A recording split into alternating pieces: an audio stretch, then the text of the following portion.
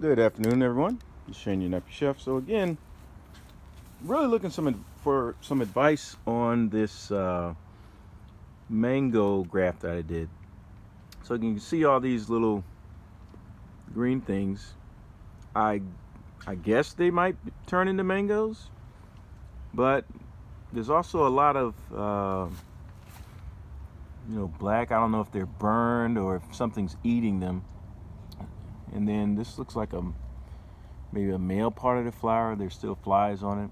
So I'm looking for some advice. How do I increase the number of fruit that I'll get from these flowers? Should I maybe put a bag on it or spray it with something?